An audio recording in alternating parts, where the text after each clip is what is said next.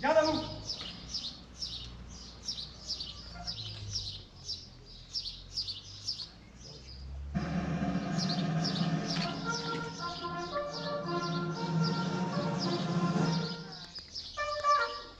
Au drapeau, au bas du monument.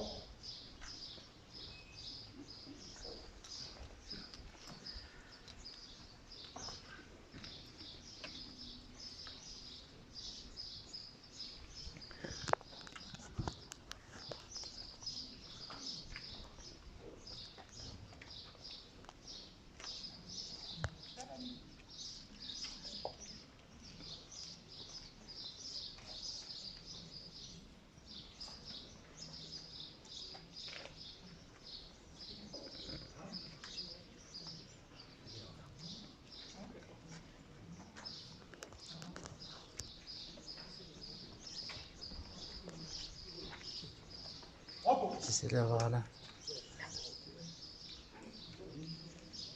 Ah c'est bon, je l'ai. J'essaie d'avoir là. Bien, messieurs, dames, nous allons pouvoir passer aux allocutions. La parole est à monsieur Guy Amirati, maire de Péole.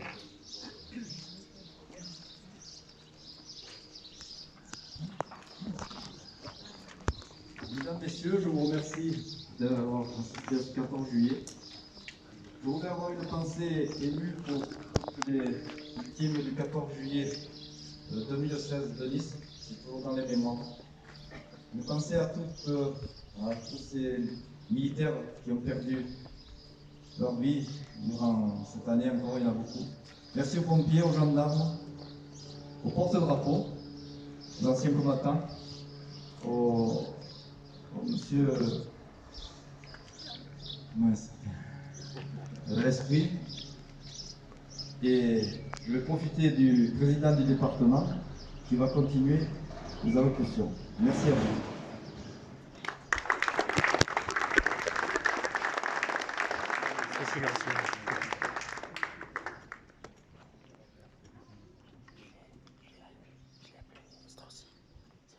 Je ne mets pas à l'ombre, rien.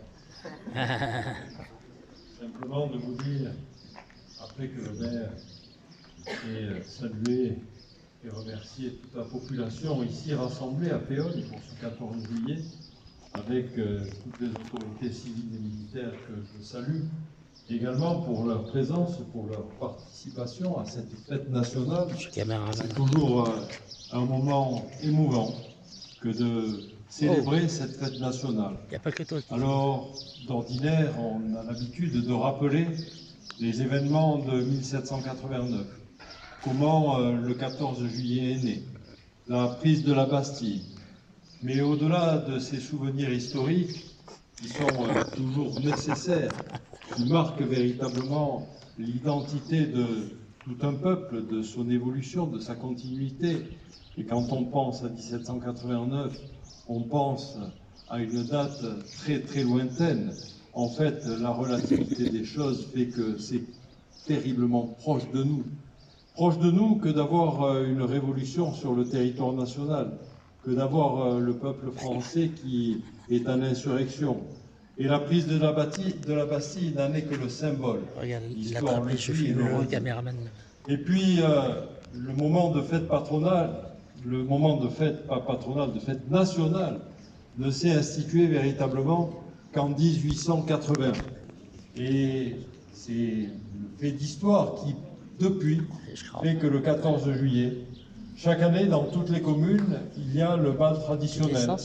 Le bal des pompiers, très souvent, le 13 juillet au soir. La possibilité pour les communes d'honorer et de rappeler les marques de la République, ce qui est inscrit sur le fronton de nos écoles, de nos communes, la liberté, l'égalité, la fraternité, et de faire la fête dans tous nos villages, de célébrer comme nous le faisons devant le monument aux morts après un dépôt de gerbes, le souvenir de ceux qui ont donné de leur vie pour que la France reste la France. Et je veux ici saluer bien évidemment les autorités militaires qui s'engagent sur le terrain des opérations extérieures avec le commandant Valeriotti, commandant le centre de Beuil, qui est toujours présent à nos fêtes. Merci d'être là. Merci à l'adjudant Anna qui commande la communauté de brigade et de Guillaume de Péonne-Valberg, de lui dire combien également la présence des gendarmes nous est chère, de dire à nos pompiers qui ici sont en délégation sous l'autorité de Lionel Clary, commandant le centre de Péonne-Valberg, combien là aussi les forces de pompiers sont importantes à nos yeux. Et le maire de Péonne, mon ami Guy Amirati, a rappelé il y a quelques instants le souvenir de ce 14 juillet 2016. 86 morts, c'était pas rien. 86 morts d'un fou qui a décidé sur 1,8 km de progresser à une vitesse de dingue la promenade des Anglais, raflant tout sur son passage. Les 186 personnes, dont 13 enfants, dont un enfant très proche des Péoniens, puisqu'il s'agit de la famille Muris, qui a été touchée dans sa chair ce 14 juillet 2016. Eh bien, les autorités militaires qui sont là, gendarmerie, armée, les pompiers qui se sont mobilisés ce soir-là, prouvent le témoignage de solidarité qu'il y a dans la nation française et qu'il y existe encore chez nous. C'est aussi la marque de cette fête nationale qui nous rassemble pour faire corps et soutenir nos militaires engagés sur les territoires extérieurs. Oui, il y a encore beaucoup de militaires qui donnent de leur vie, que ce soit au Mali ou ailleurs. Et puis, il y a malheureusement ces scènes de guerre, j'en ai rappelé une, le 14 juillet 2016, mais nous en avons eu d'autres, avec l'attaque de Notre-Dame de Nice, avec des attentats ici et là, qui marquent que le territoire national n'est pas totalement exempt de conflits et de meurtres qui viennent laisser penser à ces moments de guerre. Alors il faut là-dessus se souvenir. La fête nationale est l'occasion de se souvenir de ceux qui ont péri de leur vie, de ceux qui sont engagés sur les terrains, ceux qui sont là pour faire en sorte que la paix continue et perdure. Et puis, on voit arriver des scènes de guerre atroces, avec une guerre qui n'est pas si loin de chez nous, 1500, 2000 km. C'est la déclaration de guerre de la Russie sur l'Ukraine, ce sont toutes les conséquences qui rappellent à nos anciens combattants.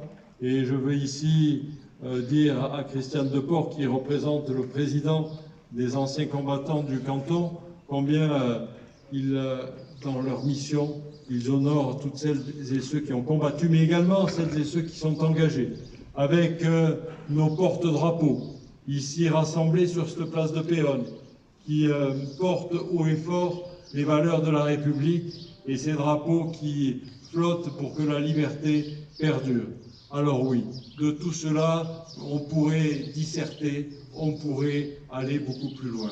Mais en ce jour de fête nationale, comme nous le faisons à l'occasion de toutes les fêtes, j'ai envie à la fois de rappeler, de rendre hommage aux combattants, au monde combattant. J'ai envie de rappeler quelques faits de l'histoire et je les fais rapidement. Mais j'ai surtout envie de vous parler des problématiques que sont les nôtres aujourd'hui. Oui, la guerre en Ukraine nous importe des conditions qui vont nous voir remis dans une inflation où probablement la souffrance sociale va augmenter, où probablement les tensions vont à nouveau arriver. Et je n'oublie pas que ces moments de tension, quand j'évoquais la prise de la Bastille et la Révolution française, la prise de la Bastille n'étant que le symbole, mais la réalité, c'est que le peuple de France commençait à avoir faim. Le peuple de Paris était servi, mais en province, il y avait de véritables tensions de famine. Alors veillons à ce que la nation française, aujourd'hui, puisse ne pas se trouver dans une fracture sociale aggravée avec ceux qui auront capacité à tenir une vie normale et ceux qui seront mis de côté, qui seront les exclus de la société. Cela est une de mes préoccupations que nous avons avec le Conseil départemental des Alpes-Maritimes, où le rôle social reste éminemment présent dans notre esprit. Nous avons envie de continuer à aider toutes les familles qui peuvent se retrouver dans la difficulté.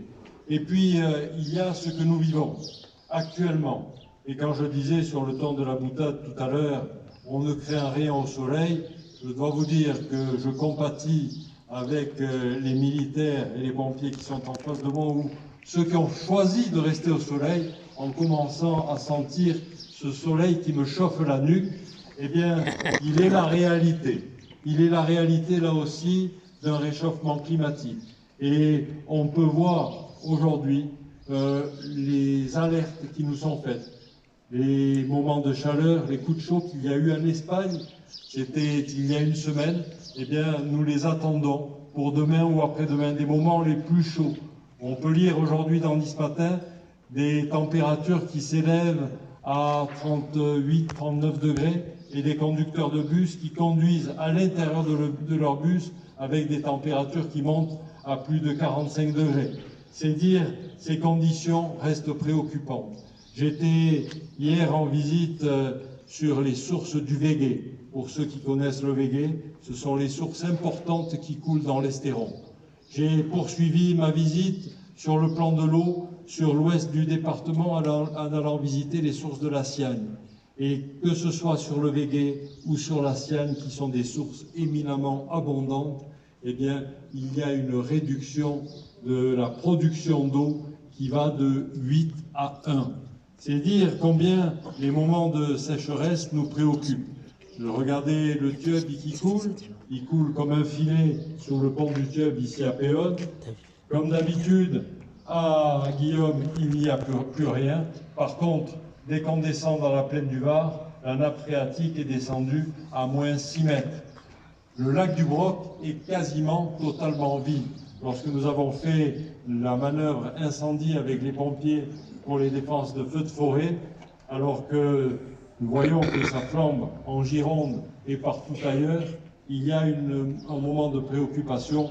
L'eau, source de vie, l'eau, capacité à lutter contre les incendies, eh bien, reste une préoccupation majeure. J'en ferai au niveau du conseil départemental, dans le cadre du Green Deal, un axe de politique qui doit nous permettre, au niveau départemental, de regarder comment organiser la production de l'eau comment organiser des ressources nouvelles, comment détecter les conduites fuyardes et éviter qu'il y ait des pertes d'eau, comment éviter également que l'eau ne soit mal utilisée. Alors, en ce moment de fête patronale, un petit clin d'œil au moment où je vous parle de l'eau, de fête nationale. Tu vois, j'ai envie de fourcher, je me vois déjà à la Saint-Vincent, et de dire simplement qu'il faut être prudent, parce que la meilleure source, la meilleure ressource que l'on peut avoir en eau, c'est celle que l'on ne consomme pas. On le dit pour toutes les énergies, mais l'eau fait partie de ces préoccupations-là. Alors, nous sommes véritablement dans ce changement climatique qui nous préoccupe, et sur cette affaire-là, ici à Péonne, comme dans le département, nous avons la volonté d'aller vers les énergies renouvelables. Nous avons la volonté d'aller vers une organisation où il y a moins de consommation carbone. Et il y a peut-être une fenêtre de tir à jouer au moment où on sort de cette crise sanitaire et où s'est installé le télétravail, où s'est installée la visio. Pour les communes rurales, pour les communes de montagne comme les nôtres, il y a peut-être là aussi la capacité à retrouver du télétravail. Ici à Péonne, grâce au CICTIAM, nous avons quasiment 75% des prises qui sont éclairées avec le très haut débit. D'ici la fin de l'année 2023, on sera à 100%. C'est dire qu'il y a la possibilité non seulement de faire des actes dématérialisés pour les actes administratifs, mais également de monter un petit peu en puissance le télétravail, ce qui nous évitera d'avoir des empreintes carbone sur le plan des déplacements, puisqu'il y a deux sources de consommation énergétique importantes, c'est le transport et c'est le chauffage. Le chauffage, pour l'instant, on n'en a pas besoin, mais le transport, ça reste très producteur de gaz à effet de serre, c'est-à-dire des gaz qui continuent à dérégler le climat. Voilà ce que je voulais vous dire. Je m'en reste là sur les messages que je vous passe, en vous remerciant toutes et tous et en saluant Esprit Combat, président des aînés ruraux de Péonne, mais du département, rôle qu'il a tenu pendant un certain temps et qui m'annonçait sa volonté de vouloir passer la main à un peu plus jeune que lui, même si quelque part le privilège de l'âge, c'est d'avoir beaucoup d'expérience. Et l'expérience, ça permet de faire de grandes belles choses. Je salue également le président du comité des fêtes, Yann, qui est ici avec nous aujourd'hui. Et tu vois, la Saint-Vincent, la Sainte-Arige ne se profile pas très loin de nous. Je vous souhaite à toutes et à tous une très très bonne fête nationale. Ouais.